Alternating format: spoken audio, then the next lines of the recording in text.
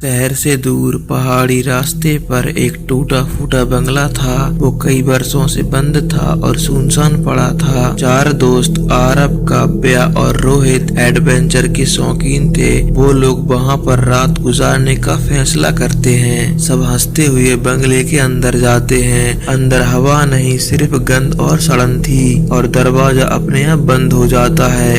रोहित ने मजाक में कहा, कोई ना कोई घोस्ट हमारा गेस्ट बन गया। काव्या ने दीवार पर टॉर्च मारी। दीवार पर उभरा हुआ एक चेहरा दिखा। वो हिला और फिर गायब हो गया। काव्या उसे देखकर चौंक गई। अचानक ऊपर से पैरों की धमक धमक की आवाज गूंजी। आरब बोला, चलो ऊपर देखते हैं, कोई है। सीढ़ियां चढ़ते ही लगा जैसे हर कदम कोई जकड़ रहा हो। वो ऊपर पहुँचे तो देखा फर्श पर लिखा था, वापस मुड़ जाओ। नेहा हंसी और बोली, कोई प्रैंक कर रहा होगा। इतने में ही पीछे से आवाज आई, हाँ कर रहा हूँ। सभी ने पलट कर देखा, वहाँ पर कोई नहीं था, बस धुंध छाई हुई थी। काव्या ने खिड़की खोली और बाहर देखा। बाहर अंधेरा नहीं था, बाहर वैसा ही एक सेम और बंगला था। काव्या चौंक गई। वो बोली, ये कैसे हो सकता है? हमारे बंगले जैसा बाहर बंगला कैसे हो सकता है? तभी लाइट झपकी और काला धुआं कमरे में भरने लगा। दीवारें सांस ले रही थीं जैसे वो जिंदा हों और दीवारों के पीछे से खरोंचने की आवाजें आने लगी, जैसे कि दीवार तोड़कर कोई बाहर निकलने की कोशिश कर रहा हो। चारों जल्दी से नीचे भागे।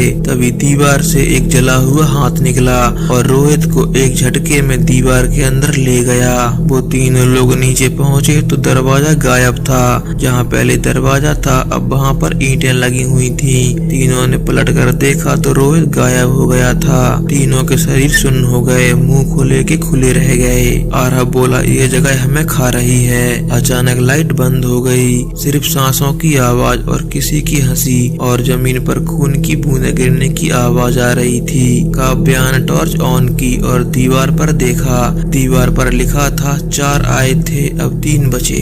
नेहा पागल हो चुकी थी, उसे कुछ समझ नहीं आ रहा था, क्या गलत क्या सही। वो जल्दी से ऊपर गई और ऊपर से नीचे फर्श पर कूद गई, जैसे किसी साये ने उसे ऊपर से नीचे फेंक दिया हो और नेहा की वहीं पर मौत हो गई। पूरे बंगले में अजीब अजीब आवाजें गूंजने लगी, मेरे पास आओ, तुम नहीं बचोगे, क्यों आए हो, ये मेरा है, आओ मेरे पास, मेरे हो जाओ। आवाजें इतनी डरावनी थी कि काव्या के कान से खून निकलने लगा। फिर आवाज आई, 4 थे अब 2 बचे। आरब ने काव्या का हाथ पकड़ा और खिड़की से कूद गया। नीचे जमीन नहीं थी, बस धुआं था। वो गिरते हुए किसी अंधेरे कमरे में पहुँचे। वहाँ कमरे की दीवार पर लिखा था, बाहर निकलने की कोशिश मत करना, तुम अब अंदर का हिस्सा हो।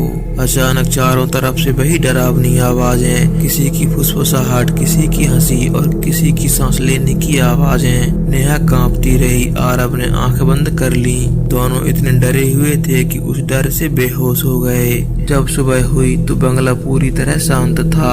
आरब और काव्या जल्दी से बंगले से बाहर निकले और उन दोनों ने जब पीछे मुड़कर देखा तो बंगले की खिड़की पर 2 आत्माएं खड़ी थीं। एक हंस रही थी, दूसरी मुस्कुरा रही थी और फिर उन दोनों ने कभी भी इस बंगले को मुड़कर नहीं देखा।